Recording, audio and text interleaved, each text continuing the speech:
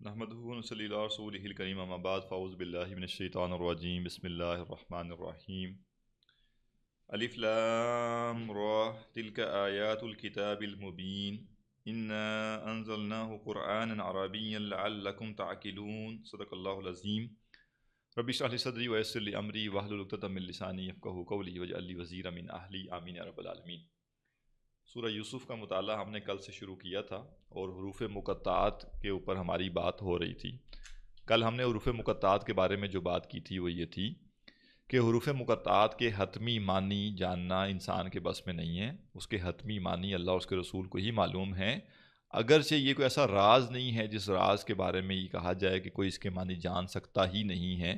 لہٰذا اسی بنیاد پہ صحابہ تابعین اور بعد کے علماء میں سے کچھ نے حروف مقطعات کے معنی بیان کرنے کی کوشش کی، لیکن ان کے درمیان جو اتنا زیادہ اختلاف ہے اور اتنا زیادہ ڈائیورسٹی ہے، اس کی وجہ سے یہ کہا گیا کہ کسی کے بارے میں یہ کہنا کہ یہ معنی ہی حتمی معنی ہے، یہ ممکن نہیں ہے۔ بس وہ ان کی اپنی آراء ہیں، ان کا اپنا گمان ہے، ان کا اپنا تجزیہ ہے، اور وہ ٹھیک بھی ہو سکتا ہے، وہ غلط بھی ہو سکتا ہے۔ تو یہ حروف مقطعات کے بارے میں ہم نے کل بات دیکھی تھی۔ پھر ہم نے دیکھا کہ حروف مقطعات 14 حروف ٹوٹل حروف مقطعات میں استعمال ہوئے ہیں، جبکہ حروف تہجی 28 ہیں۔ اس کے ساتھ ہم نے یہ دیکھا قرآن مجید میں لگ بھگ 29 سورتوں میں حروف مقطعات ان کے شروع میں آئے ہیں۔ کل جو بات ہم کر رہے تھے، آخری نقطہ جس کو ڈسکس ہم کر رہے تھے، اسی سے آج اپنی بات کو آگے شروع کریں گے کہ حروف مقطعات قرآن مجید میں تقریباً جہاں پر بھی آئے ہیں وہاں قرآن مجید کی عظمت کا ذکر موجود ہے حروف مقطعات کے فوراً بعد شروع کی چند آیات کے اندر۔ مثلاً سورہ بقرہ میں ہم پڑھتے ہیں الف لام میم ذالک الکتاب لا ریب فیہ، الف لام میم یہ کتاب ہے جس میں کوئی شک نہیں ہے۔ سورہ آل عمران میں ہم پڑھتے ہیں الف لام میم اللہ لا الہ الا هو الحی القیوم نزل علیک الکتاب بالحق، یہاں پہ بھی فوراً آ گیا کہ اللہ نے آپ کے اوپر کتاب نازل کی ہے، حق کے ساتھ قرآن کا ذکر آ گیا۔ سورہ لقمان میں ہم پڑھتے ہیں الف لام میم تلک آیات الکتاب الحکیم، یہ حکمت والی کتاب کی آیتیں ہیں۔ پھر اسی طرح سورہ سجدہ میں ہم دیکھتے ہیں کہ الف لام میم تنزیل الکتاب لا ریب فیہ من رب العالمین۔ پھر سورہ یونس میں ہم دیکھتے ہیں الف لام را تلک آیات الکتاب الحکیم۔ سورہ ہود میں فرمایا الف لام را کتاب احکمت آیاتہ ثم فصلت من لدن حکیم خبیر۔ سورہ رعد میں فرمایا الف لام میم را تلک آیات الکتاب والذی انزل الیک من ربک الحق۔ ایسے ہی سورہ طٰہٰ میں فرمایا طٰہٰ ما انزلنا علیک القرآن لتشقی، ہم نے آپ کے اوپر قرآن سے نازل نہیں کیا کہ آپ ناکام و نامراد ہوں یا مشقت میں پڑ جائیں۔ اسی طرح سورہ فصلت میں فرمایا حامیم تنزیل من الرحمن الرحیم۔ سورہ یاسین میں فرمایا یاسین والقرآن الحکیم۔ سورہ قاف میں فرمایا قاف والقرآن المجید۔ سورہ قلم میں فرمایا والنون والقلم وما یسطرون۔ تو یہ جو ساری صورتیں ہیں آپ دیکھ رہے ہیں کہ ان کے شروع میں قرآن مجید کی عظمت کا ذکر موجود ہے، اگرچہ ہمیں اس معاملے میں استثناءات بھی ملتے ہیں، لیکن استثناءات ہی ہوتے ہیں، وہ بہت کم ہوتے ہیں۔ جیسے سورہ عنکبوت میں فرمایا الف لام میم حسب الناس ان یترکوا ان یقولوا آمنا وهم لا یفتنون، یہاں حروف مقطعات کے بعد جو ہے وہ فوراً سے آزمائش کا ذکر آ گیا، براہ راست قرآن کا ذکر نہیں آیا۔ ایسے ہی سورہ روم میں فرمایا الف لام میم غلبت الروم فی ادنی الارض وهم من بعد غلبهم سیغلبون، یہاں پہ بھی روم کی جو مغلوبیت ہے اور اس کا دوبارہ غالب ہونا ہے اس کا ذکر آیا۔ تو یہ بل کچھ استثناءات ہیں، باقی میجورٹی قرآن مجید میں جہاں بھی حروف مقطعات آئے ہیں وہاں پہ قرآن کی عظمت کا ذکر ساتھ میں ہمیں ملتا ہے۔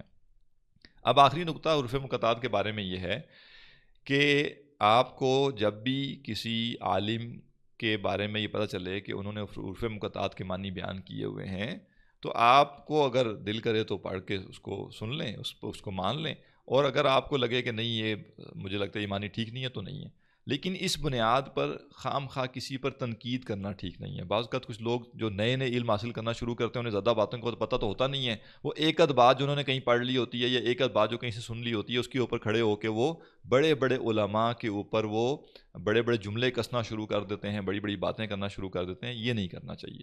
مثلا ہم جانتے ہیں کہ حضرت شاہ ولی اللہ دہلوی رحمہ اللہ جو ہیں، انہوں نے پھر حروف مقطعات کے معنی بیان کیا، وہ اتنے بڑے عالم ہیں، اور ہر عالم جو موجود ہے اس وقت وہ ان کا ادب کرتا ہے، احترام کرتا ہے.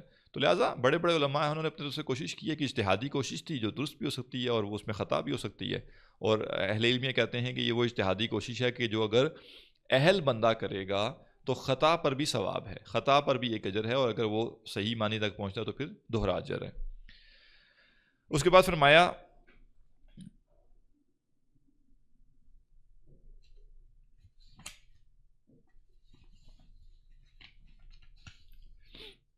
تلک آیات الکتاب المبین، یہ روشن کتاب کی آیات ہیں.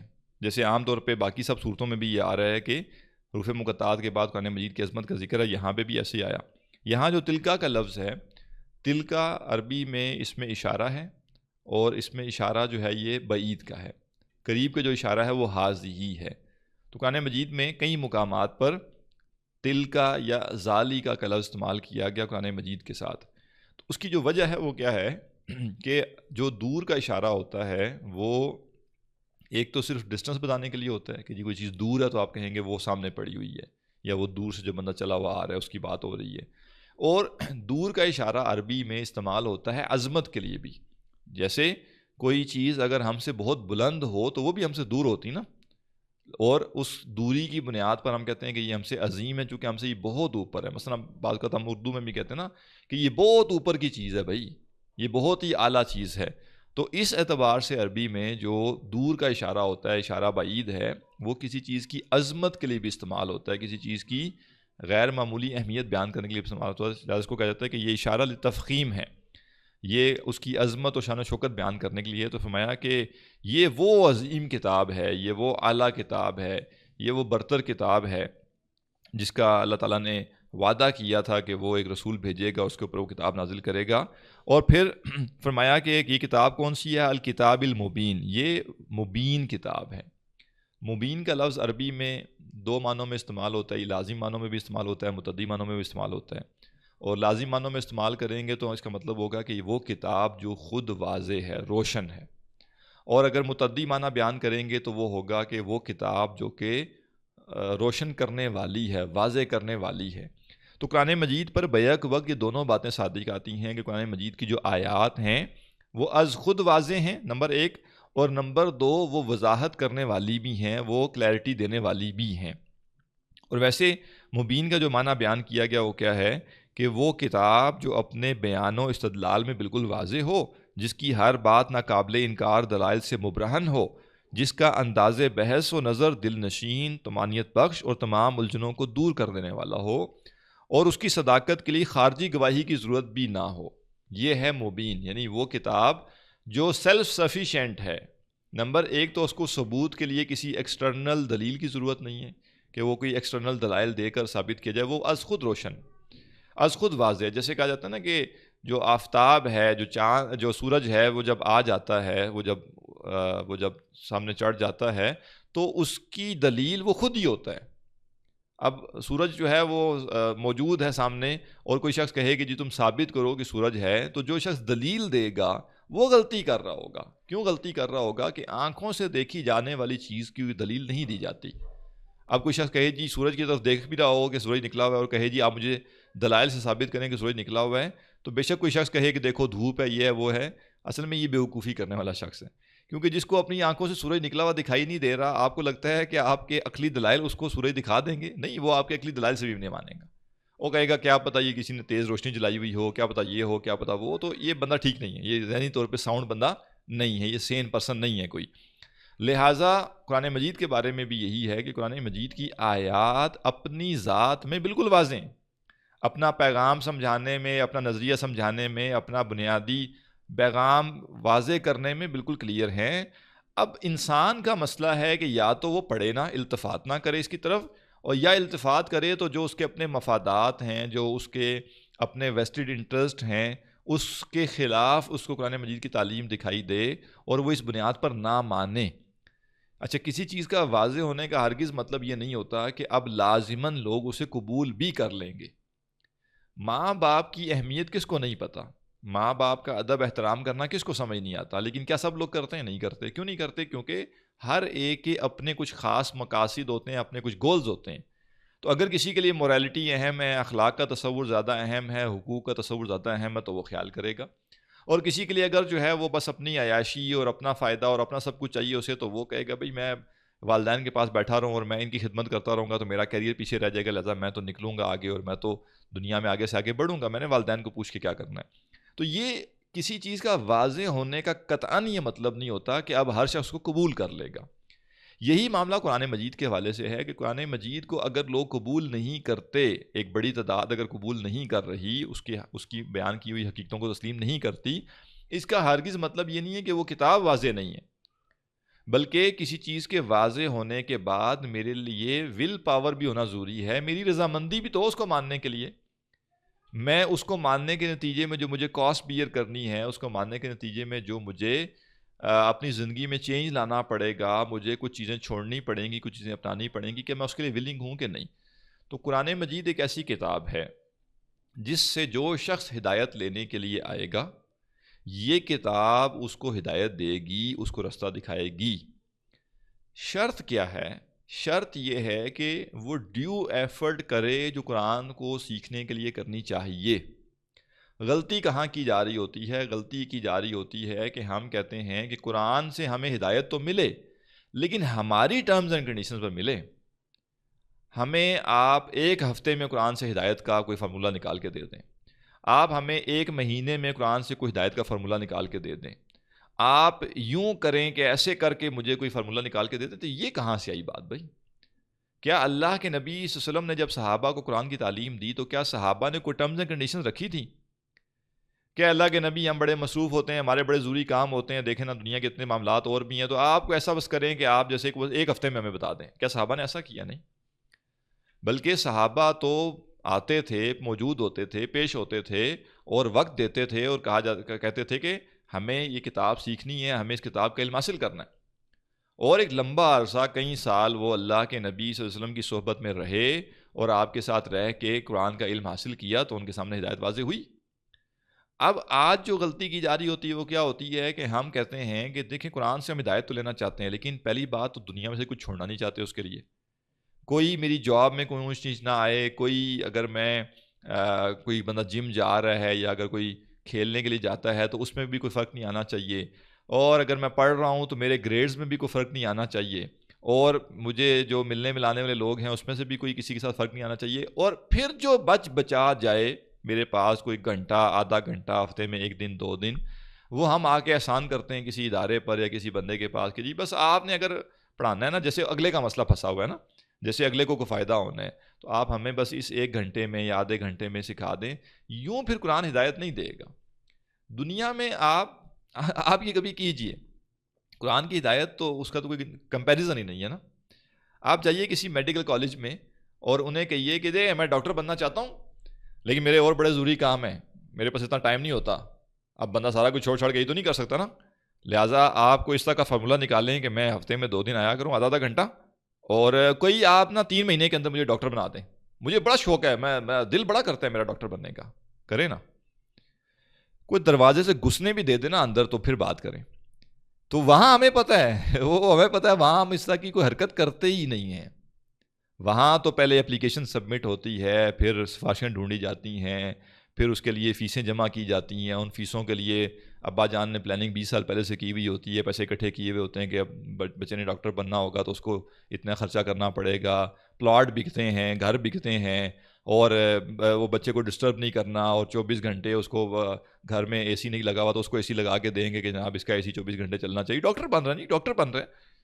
پھر اگر کوئی خاندان میں کہے گا جناب شادی ہے، سارے آئیے گا، بچے کو بھی نہیں بچہ تو ڈاکٹر بن رہا ہے جی، ڈاکٹر بن رہا ہے. ڈاکٹر تو نہیں، وہ ایسے تو نہیں آ سکتا کہ وہ شادیوں پہ گھومتا پھرتا رہے، کوئی اس کو کہیں اور کام پہ نہیں، اس کو نہیں بھیجنا، کیوں؟ یہ ڈاکٹر بن رہا ہے. تو بھائی اگر ڈاکٹر بننے کے لیے یہ مانا ہوا ہے کہ یکسو ہونا پڑتا ہے، وقت دینا پڑتا ہے، قربانی دینی پڑتی ہے، تو قرآن مجید پڑھنے کے لیے بھی ایک ڈیو ایفرٹ ہے، ایک تگ و دو کرنے کی بیسک ریکوائرمنٹ ہے، اس کو پرائورٹی دینے کی ریکوائرمنٹ ہے. ہم قطعاً یہ نہیں کہہ رہے کہ آپ سب کچھ چھوڑ چھاڑ کے نوکری بھی چھوڑ دیں، پڑھائی بھی چھوڑ دیں، ہر چیز چھوڑ دیں، لیکن ہم یہ بھی نہیں صحیح سمجھتے کہ آپ کچھ بھی نہ چھوڑیں. ٹھیک ہے نا. اور آپ کہیں کہ جو جیسے میری زندگی گزر رہی ہے اس کے بیچ میں مجھے کہیں قرآن کا علم فٹ کر کے دیا جائے تو یہ مطالبہ بھی غلط ہے. جو مناسب بات ہے، جو معتدل بات ہے وہ یہ ہے کہ جو آپ کی زندگی کی ناگزیر چیزیں ہیں جن کو چھوڑنے سے آپ ڈس بیلنس ہو سکتے ہیں، آپ ان کو کنٹینیو کریں، اور باقی ہر وہ چیز جو آپ اپنی لیفٹ رائٹ کر سکتے ہیں اس کو کریں. تھوڑی تنگی برداشت کریں، مشکل برداشت کریں. تھوڑا بہت کوئی نالاں ہوگا، کوئی آپ کا شوق ہے وہ تھوڑے عرصے کے لیے آپ کو روکنا پڑے گا، لیکن ایک ریزنیبل ٹائم دن کا نکالا جائے. وہ 2 گھنٹے ہوں، وہ 3 گھنٹے ہوں، وہ 4 گھنٹے ہوں، اور یہ تسلسل کے ساتھ ہونا چاہیے. کم از کم ہفتے میں 5-6 دن ہوں جو کہ بندہ قرآن کا علم حاصل کرے. اور 1 سے 2 سال ہم سمجھتے ہیں یہ بنیادی ہے. ہر مسلمان کو چاہیے کہ اس قرآن کا علم حاصل کرنے کے لیے روزانہ کی بنیاد پر 2 سے 3 گھنٹے کم از کم، اور ہفتے میں 5 سے 6 دن اور 2 سے 3 سال نکالے. پڑھے، قرآن کا ترجمہ پڑھے، تجوید کا علم حاصل کرے، سیرت کا علم حاصل کرے، حدیث کا علم حاصل کرے، قرآن کے جو بڑے بڑے مضامین ہیں ان کو تفصیل سے پڑھے، فقہ کا علم حاصل کرے کہ عبادات کرنی کیسے ہیں، معاملات ہونے کیسے ہیں، اور مسنون اذکار کیا ہیں، مسنون دعائیں کیا ہیں، سنت طریقے کیا ہیں. اور حدیث کا اتنا علم حاصل کرے کہ اسے پتہ ہو کہ زندگی گزارنے کے لیے اللہ کے نبی صلی اللہ علیہ وسلم نے صحابہ کو کیا تربیت دی تھی اور کیا اصول و ضوابط دیے تھے جس کے اوپر ہم نے زندگی گزارنی ہے. تو اس سارے کے لیے کچھ وقت چاہیے. تو قرآن واضح ہے، قرآن مبین ہے، البتہ اس مبین قرآن کو سمجھنے کے لیے درکار وقت اور انرجی اور قربانی یہ ہوگی تو انشاءاللہ قرآن مجید واضح طور پہ رہنمائی دیتا چلا جائے گا.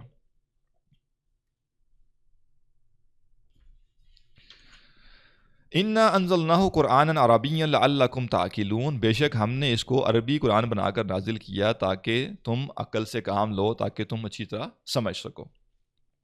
قرآن کا جو لفظ ہے یہ عربی میں کچھ چیزیں ٹیکنیکل ہیں، اگر کسی کو سمجھ نہ آ رہی ہوں تو وہ اسکپ کر دے، کوئی مسئلہ نہیں ہے. لیکن اگر کسی نے جیسے ہمارے ہاں لوگوں نے ایک سالہ کورس کیا ہوتا ہے، پارٹ 1 پارٹ 2 کیا ہوتا ہے، اگر ان کو سمجھ آ رہی ہو تو ان کے لیے فائدہ مند ہوگا. کہ مصدر جو ہوتا ہے، مصدر کسے کہتے ہیں عربی میں؟ وہ ورڈ جس کے اندر کام کے میننگ تو ہوتے ہیں لیکن زمانہ نہیں ہوتا. مثلا کھانا، پینا، اٹھنا، بیٹھنا. اب ان ساروں میں کوئی کام تو ہمیں نظر آ رہا ہے کہ کھانے میں کھانے کی بات ہو رہی ہے، پینے میں پینے کی بات ہو رہی ہے، لیکن یہ کسی نے ماضی میں کھایا ہے، ماضی میں پیا ہے، یا ابھی حال میں کھا رہا ہے یا پی رہا ہے، یا مستقبل میں کھائے گا پیے گا، یہ پتہ نہیں چل رہا. تو وہ ورڈ، وہ لفظ جو کہ کام کے میننگ تو رکھتا ہو، کسی ایکٹیویٹی کے میننگ تو رکھتا ہو، لیکن اس کے ساتھ کوئی زمانہ موجود نہ ہو، اس کو کہتے ہیں مصدر. تو عربی زبان میں جو مصدر ہوتا ہے یہ کبھی کبھی بطور اسم استعمال ہوتا ہے، بطور نون استعمال ہوتا ہے. تو جب یہ ایز اے نون استعمال ہوگا تو فرق کیا پڑتا ہے؟ فرق یہ پڑتا ہے کہ اس کے میننگ میں بہت وسعت آ جاتی ہے.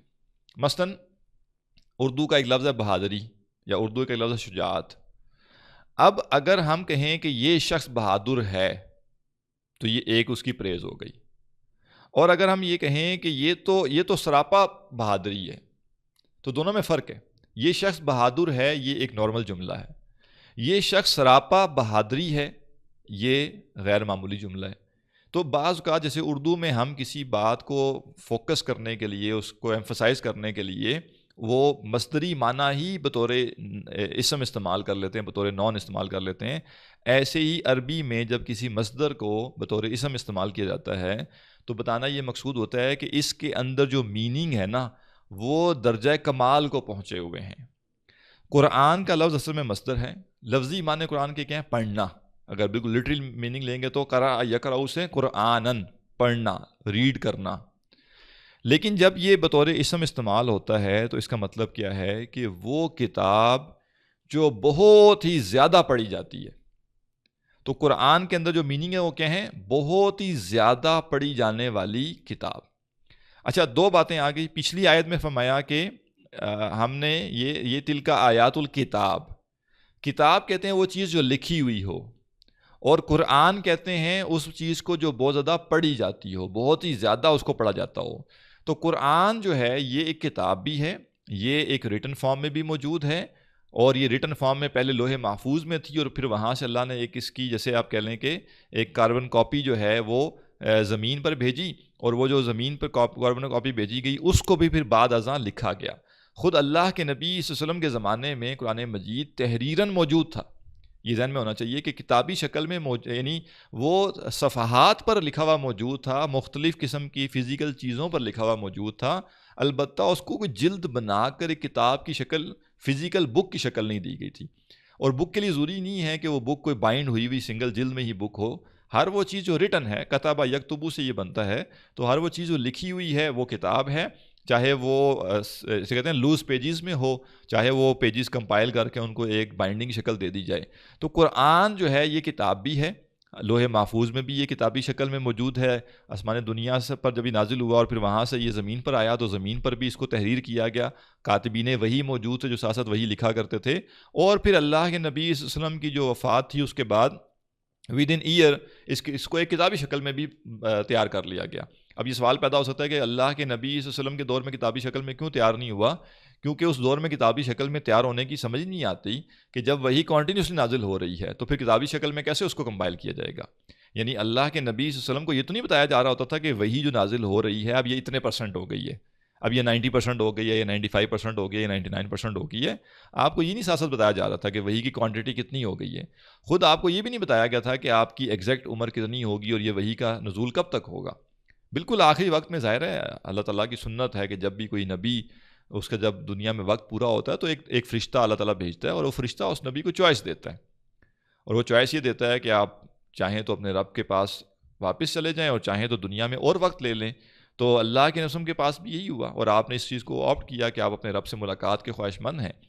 تو اس وقت آخری وقت تو آپ کو یہ چیز بتا دی گئی کہ آپ کا وقت مکمل ہو چکا ہے، لیکن وہ تو بالکل آخری آپ کہہ لیں ویکس ہیں.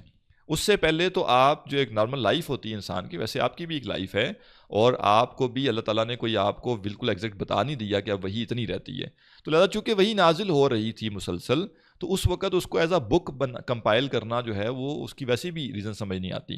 لیکن جو ہی اللہ کے نبی صلی اللہ علیہ وسلم کی وفات ہوئی تو آپ کی وفات اس بات کی علامت تھی کہ اب وہی کا سلسلہ بھی بند ہو گیا. اب قیامت تک دوبارہ اللہ کی طرف سے کوئی ایک حرف بھی بطور وہی نازل نہیں ہوگا. لہٰذا اب وہی کمپلیٹ ہو گئی ہے. اب طریقہ کیا ہے، اس جو کمپلیٹ چیز ہے اس کو کمپائل کر لیا جائے. جیسے لوگ ریسرچ ورک کرتے ہیں، کوئی تھیسز لکھتے ہیں، کوئی آرٹیکل لکھتے ہیں، تو اس کا طریقہ کیا ہوتا ہے کہ پہلے وہ مختلف اس کے اجزاء جمع کرتے رہتے ہیں، مختلف حصوں میں اس کی چیزیں نوٹ کرتے رہتے ہیں، اور پھر جب ایک دفعہ اس کو فائنلی اس کو دیکھتے ہیں کہ اب میرے پاس جتنا ڈاٹا تھا وہ جمع کر لیا میں نے، اب اس کو ایک طریقے سے کمپائل کرتے ہیں اور کمپائل کر کے اس کو ایک شکل دے دیتے ہیں. تو قرآن مجید تحریراً بھی موجود تھا، اور قرآن مجید کی دوسری صفت کیا بیان کی کہ یہ قرآناً ہے، یہ بہت ہی زیادہ پڑھی جانے والی کتاب ہے. اور آپ سوچئے کہ قرآن مجید کی یہ عظمت ہے، یہ اعجاز ہے، یہ اس کا معجزہ ہونا ہے کہ بعد میں کلیم کرنا تو کوئی مشکل نہیں ہوتا. آپ نے ایک کام شروع کیا اور آپ کو نہیں پتا تھا یہ کام بہت بڑھ جائے گا، اور وہ بڑھ گیا، پھیل گیا، اور بعد میں آپ یہ کلیم کریں کہ دیکھیں نا جناب یہ کتنا بڑا کام تھا، یہ کتنی میں نے کیا کیا کر دیا، اور یا بعد میں یہ کلیم کریں کہ میں تو پہلے ہی طے کر کے بیٹھا ہوا تھا کہ میں نے دنیا پہ چھا جانا ہے اور میں نے یہ کرنا ہے اور میں نے وہ کرنا ہے. بھئی بات یہ ہے کہ اب آپ چھا چکے ہیں، اب یہ کہنا کوئی بڑی بات نہیں ہے. ہاں جب آپ نے ایک ہمبل سٹارٹ لیا تھا اور بالفرض اگر اس وقت آپ نے کہا ہوتا کہ دیکھو جناب یہ جو سیٹ اپ ہے نا، یہ ایک وقت آئے گا یہ اتنا بڑے لیول پہ پھیلے گا، اور بعد میں وہ اس لیول پہ پھیل جائے تو ہم کہیں گے ہاں بھی یعنی اس کا مطلب ہے تمہارے پاس پہلے سے ویژن تھا اور تمہیں جو ہے تم نے ایک فیوچر کو تم دیکھ رہے تھے. اگرچہ وہ ایک اندازہ ہوگا، ایک گمان ہوگا.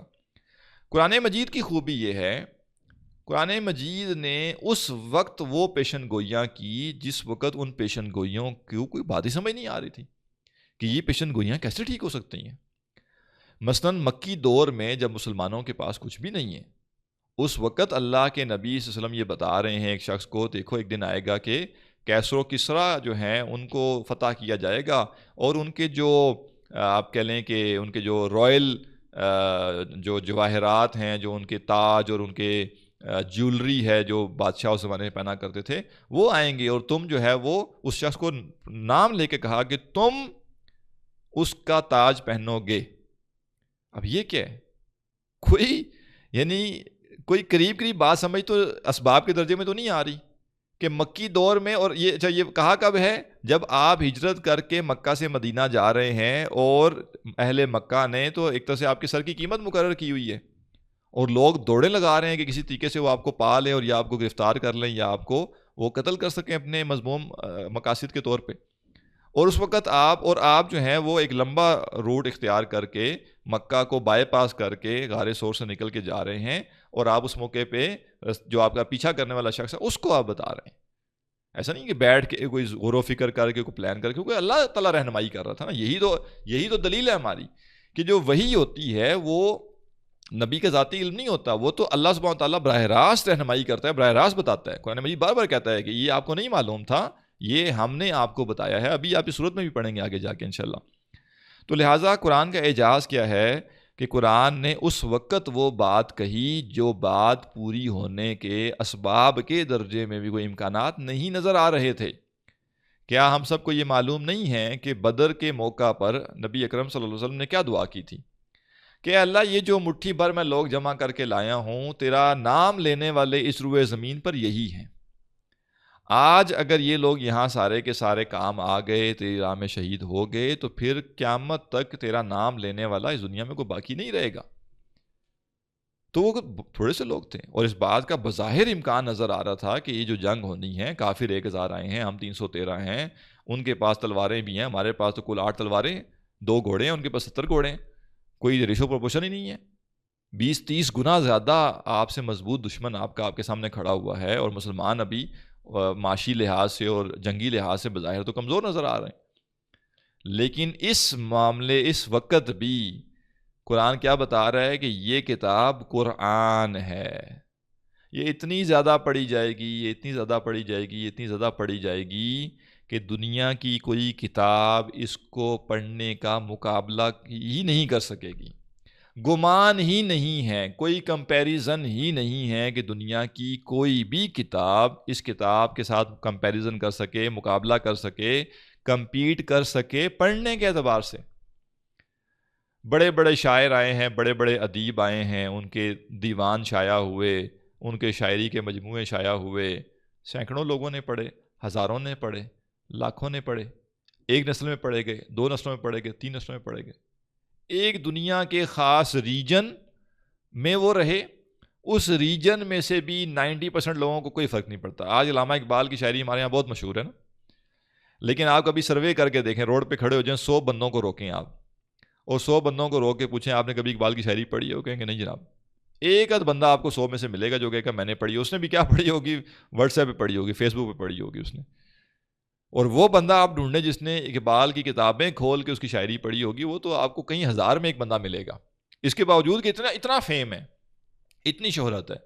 لیکن جو ہی آپ یہاں سے باہر نکلیں گے تو آپ کو پتہ چلے گا کہ دنیا کی بہت بڑی تعداد کو تو پتہ ہی نہیں علامہ اقبال کون ہے، اور پتہ بھی ہے تو بس یہ پتہ ہے کہ ایک شاعر تھا یا ایک بڑا آدمی تھا یہاں کا، اس کا کلام کیا ہے وہ تو کسی کو نہیں پتہ۔ اور پھر جو پڑھتے بھی ہیں وہ بھی کیا روز صبح شام پڑھتے ہیں؟ نہیں۔ تو کوئی دنیا میں کلام ایسا نہیں ہے، ایون تورات انجیل کو لے لیں، آج بھی موجود ہے نا کتابیں تو اپنی طور پہ، چاہے وہ تحریف شدہ ہیں لیکن وہ تو اس کو مقدس سمجھتے ہیں۔ کیا عیسائی اور یہودی تورات اور انجیل کو ویسے ہی پڑھتے ہیں جیسے ہم مسلمان قرآن مجید کو پڑھتے ہیں؟ نہیں۔ کیوں؟ کیونکہ اللہ سبحانہ وتعالیٰ نے اس کتاب کے بارے میں بتا دیا تھا کہ یہ کتاب کیا ہے، قرآن ہے۔ یہ اتنی پڑھی جائے گی، یہ اتنی پڑھی جائے گی کہ لوگوں کو یہ کہنا پڑے گا، لوگوں کو یہ تلقین کرنی پڑے گی کہ اس کتاب کو اس سے کم وقت پہ نہ پڑھا جائے۔ آپ دیکھیے زوال کس چیز کا نام ہے۔ اللہ کے نبی صلی اللہ علیہ وسلم نے اس امت کو یہ تلقین نہیں کی کہ قرآن مجید میکسیمم 4 مہینے یا 2 مہینے یا 1 مہینے یا 6 مہینے یا 1 سال سے زیادہ عرصہ نہیں گزرنا چاہیے کہ آپ نے قرآن مکمل نہ کیا ہو۔ آپ نے یہ تلقین نہیں کی امت کو۔ آپ نے کیا تلقین کی کہ جس نے 3 دن سے کم وقت میں قرآن پڑھا اس نے قرآن کو نہیں سمجھا۔ غور کیجئے اس بات پر۔ نبی اکرم صلی اللہ علیہ وسلم یہ نہیں فرما رہے کہ تمہارے لیے لازم ہے کہ تم 4 مہینے کے اندر لازمی پڑھ لو، بلکہ آپ یہ فرما رہے ہیں کہ 3 دن سے کم میں جس نے پڑھا اس نے نہیں سمجھا۔ یعنی آپ کو نظر آ رہا ہے کہ یہ جو امت ہے، یہ امت قرآن کو پڑھنے میں اس قدر شوقین ہے، اس قدر رغبت رکھتی ہے کہ اس بات کا اندیشہ ہے کہ اگر ان کو ہم نے منیمم لمٹ نہ دی تو یہ 3 دن سے کم وقت میں بھی قرآن پڑھیں گے، اور پھر جب یہ بہت زیادہ کم وقت میں قرآن پڑھیں گے تو جو سمجھنا ہے قرآن کو وہ نہیں سمجھ پائیں گے۔ یہ لہٰذا منیمم کی لمٹ دینی پڑی کہ بھئی 3 دن سے کم میں نہیں کرنا۔ اور آج امت کا حال کیا ہے؟ آج امت کا حال یہ ہے کہ امت کی عظیم اکثریت سے اگر پوچھا جائے کہ کیا آپ سال میں 1 دفعہ قرآن مکمل کرتے ہیں؟ پتہ چلے گا نہیں کرتے۔ اور اگر کوئی سال میں کر بھی لیتا ہے تو اسے پوچھا جائے گا کہ آپ کو سمجھ آتا ہے قرآن؟ وہ کہے گا نہیں مجھے تو سمجھ نہیں آتا، میں تو ثواب کے لیے پڑھ لیتا ہوں، بس بیٹھتا ہوں۔ اور پھر جو پڑھتا بھی ہے اسے ذرا کہا جائے کہ کیا بھائی آپ کو بنیادی تجوید، بہت زیادہ باریک قواعد نہیں، کیا بنیادی تجوید ٹھیک آتی ہے؟ کیا زیر زبر پیش آپ ٹھیک پڑھ رہے ہیں؟ کیا کم از کم موٹے موٹے جو حروف کے الگ الگ مخارج ہیں وہ آپ کو کچھ پتہ ہے؟ اس کا پتہ چلے گا ایک عظیم اکثریت کو یہی نہیں پتا کہ قرآن پڑھنا کیسے ہے. کر رہے ہیں تلاوت، 6 مہینے میں ایک دفعہ قرآن مکمل کر لیتے ہیں، 3 مہینے میں کر لیتے ہیں، سال میں کر لیتے ہیں، لیکن جب بندہ سننا شروع کرے تو ہو سکتا ہے بندہ کہ یہ تم ثواب حاصل کر رہے ہو، گناہ کما رہے ہو اس سے، یہ تو سارا پڑھا ہی غلط جا رہا ہے. کیونکہ وقت ہی نہیں ہے ہمارے پاس. اور وقت کیوں نہیں ہے؟ دنیا اتنی ہمارے لیے اہم ہو چکی ہوئی ہے کہ ہمارے لیے دنیا کی چھوٹی چھوٹی چیزوں کے لیے وقت موجود ہے، لیکن قرآن کے لیے نہیں ہے. تو یہ قرآن جو سب سے زیادہ پڑھی جانے والی کتاب ہے، یہ اس قدر پڑھی جانے والی کتاب ہے کہ اس امت کے اندر ایک ایسا طبقہ آیا. امام نووی رحمہ اللہ کی ایک بڑی پیاری کتاب ہے التبیان فی آداب حملۃ القرآن، انشاءاللہ رمضان کے بعد موقع ہوگا تو اس کو بھی پڑھیں گے. اس میں وہ قرآن مجید کے آداب بیان کرتے ہیں. تو ایک اس میں چیپٹر ہے جس میں وہ یہ بیان کرتے ہیں کہ امت میں ایسے لوگ بھی تھے جنہوں نے اس قرآن مجید کو ایک ہفتے میں وہ مکمل کرتے تھے، ہر ہفتے ایک دفعہ قرآن مکمل کرتے تھے. پھر ایسے لوگ بھی تھے جو 3 دن میں مکمل کرتے تھے. پھر وہ کہتے ہیں ایسے لوگ بھی تھے جو 2 دن میں، اور ایسے بھی تھے جو 1 دن میں قرآن مکمل کرتے تھے. اب ظاہر ہے یہاں اکثر لوگوں کے ذہن میں سوال پیدا ہوگا کہ یہ تو منع کیا گیا، تو اس کی جو توجیہ پیش کی جاتی ہے وہ یہ ہے کہ جو حدیث ہے وہ اصل میں یہ نہیں کہہ رہی کہ 3 دن سے کم وقت میں پڑھنا کوئی جائز نہیں ہے، بلکہ حدیث یہ بتا رہی ہے کہ 3 دن سے کم وقت میں جو پڑھے گا اس نے قرآن کو سمجھا نہیں. تو یعنی قرآن کو تلقین یہ کی گئی کہ 3 دن سے زیادہ پڑھا جائے. تو جن لوگوں نے 1 دن میں بھی قرآن مجید پڑھا ہوا ہے تو وہ لوگ تھے جو قرآن کے علم سے بہت زیادہ واقف تھے اور ان کی زندگی اس کے ساتھ گزرتی تھی، اور وہ بطور برکت اور بطور ثواب اور روحانیت کے لیے جو ہے وہ پورا دن تلاوت کیا کرتے تھے، لہٰذا 1 دن میں بھی وہ قرآن مجید پڑھ لیتے تھے. تو وہ ایکسیپشنل معاملات ہیں. یعنی عام روٹین یہی ہے، عام ترتیب یہی، اور انسان کر بھی نہیں سکتا. کوئی بڑا زور بھی لگائے تو 3 دن میں بڑی مشکل سے وہ قرآن مکمل کرے گا. لیکن جو علماء ہیں، جو فقہا ہیں، جو ائمہ ہیں دین کے، ان کا معاملہ تھوڑا مختلف ہے، کیونکہ ان کا اتنا شغف ہوتا ہے قرآن کے ساتھ، اتنا ان کا وقت گزرتا ہے، اتنا وہ گہرائی میں جا کے سمجھتے ہیں کہ ان کے لیے معاملہ بالکل مختلف ہے. اور دوسرا ایلیمنٹ یہ بھی ہے کہ کچھ لوگوں کے وقت میں اللہ تعالیٰ اتنی برکت پیدا کر دیتا ہے کہ ان کا 1 دن باقی لوگوں کے 1 دن کے برابر نہیں ہوتا. تو بہرحال یہ ہم نے قرآن کے بارے میں چند بنیادی باتیں دیکھی. انشاءاللہ اس سے آگے ہم کل مزید پڑھیں گے. سبحانک اللہم و بحمدک، نشہد ان لا الہ الا انت، نستغفرک و نتوب الیک.